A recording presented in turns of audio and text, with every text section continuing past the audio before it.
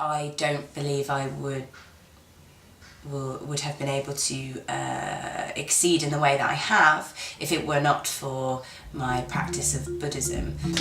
It's my life, basically. Like, the creative practice is my life, because I can't imagine myself like not being creative in how many years after, or even now. Like, creativity is everything about me, and I just can't stop thinking about creating things. Nichiren Buddhism has been in my life since I was a little girl, since I was a baby, since before I came into my mother's life.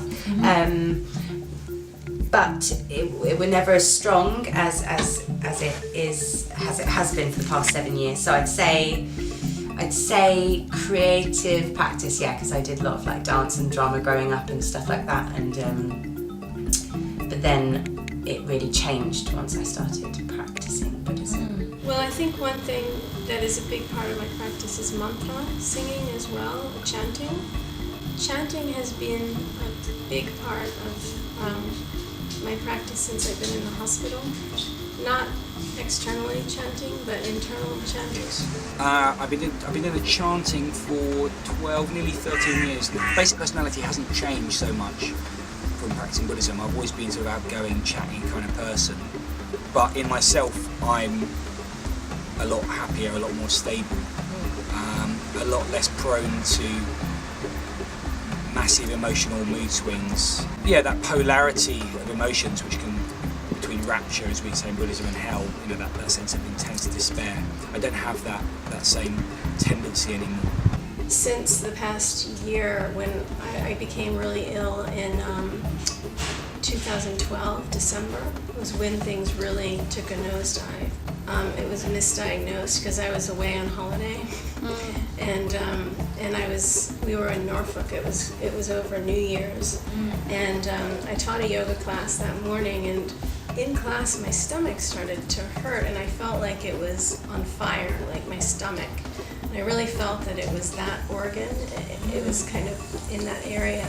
And within 5 days, I'd met this new doctor, and he told me I needed a liver transplant. It was like just like that.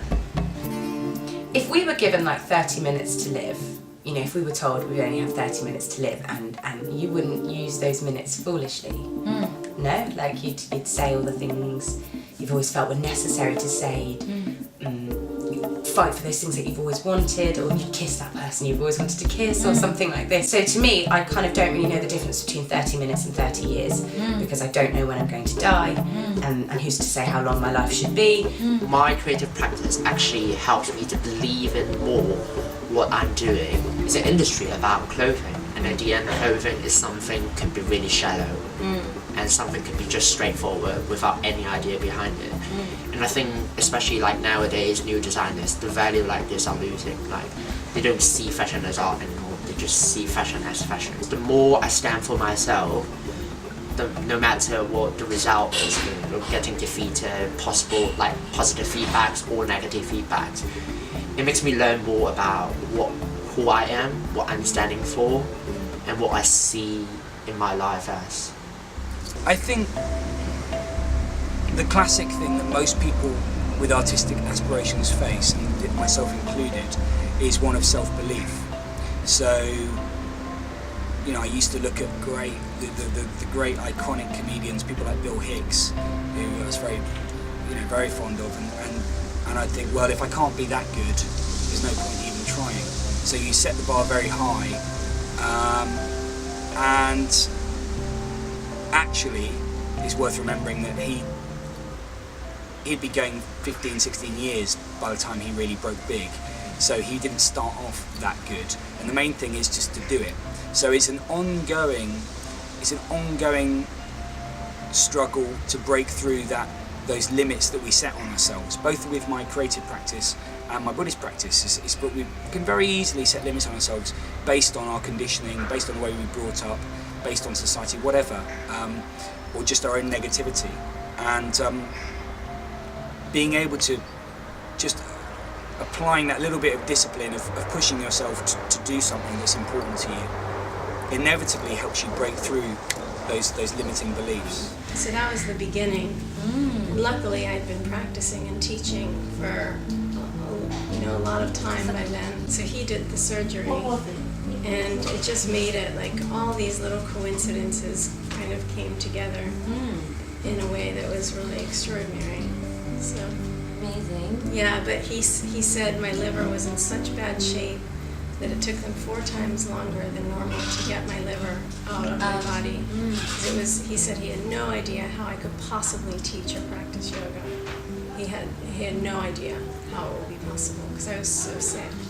I didn't realize it because I just kept going. With your mind. My mind was stronger than my body. So, and it's my love. I feel like my 2 practices of like Buddhism and acting,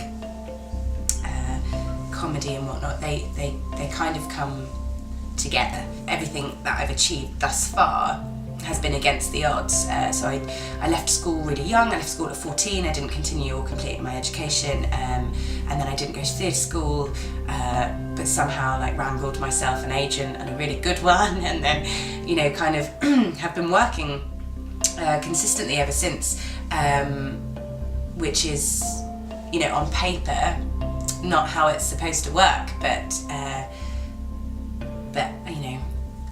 I practice Buddhism and Buddhism says no, you can do this, and I feel like it's supported me as well because it's quite a harsh industry, so you get a lot of rejection and a lot of no's and a lot of hunger and animality and all of this sort of stuff, and I feel like Buddhism keeps me grounded and I'm able to be the best person I can be in an audition room, on set, on stage, throughout this, so I don't get kind of swayed by praise or decline. And the last chapter is called Frost. It's basically inspired by a book from a Japanese scientist who has been studying water for his whole life, and he do different experiments in waters and see how the water will react to human brains and emotions. And they just use techniques like immediately froze in the water to see how the crystal form. Let's say like saying I love you to one water and I hate you to another water, come from the same resources, and you frozen them and you see what the crystal looks like. And the one I love you is a beautiful crystal form shape, and the one I hate you is deformed. So it actually shows that water is something so magical that can react and change. Most people have dreams a lot of people have dreams that they never even pursue. Just the act of saying, I'm going to be a comedian, just the act of then doing gigs, booking gigs, the rejection that you get when some promoters don't want to book you, the rejection you get when some gigs don't go very well, the rejection you perceive if you're not in favour with certain other people in the comedy community, and yet you keep going because you've made a decision and you believe, and I believe, well actually this is important to me and I'm going to do something I'm really proud of. So it's an ongoing process of growth to break outside of your comfort zone, because if you want to stay in your comfort zone, you'll never do the things that are important to you. It's easier to stay in your comfort zone, but you won't necessarily ever be truly fulfilled by what you're doing. Well, I try to use my practice, my Buddhist practice, I always use my Buddhist practice to break through deadlocks, but whether you practice Buddhism or not, I think there is that thing of an act of faith. It's being able to say, I don't know how I'm going to break through this, and I've got things going on in my life at the moment where I don't rationally know how I'm going to break through this, but I choose to believe that I will. I make that leap of faith in my mind and my heart that I will break through it, and then I summon up my courage, my wisdom, my compassion hopefully, to then break through that deadlock. So it's not a rational process, it's an act of faith, which I think you can do whether you practice Buddhism or not, but certainly the Buddhist practice definitely helps.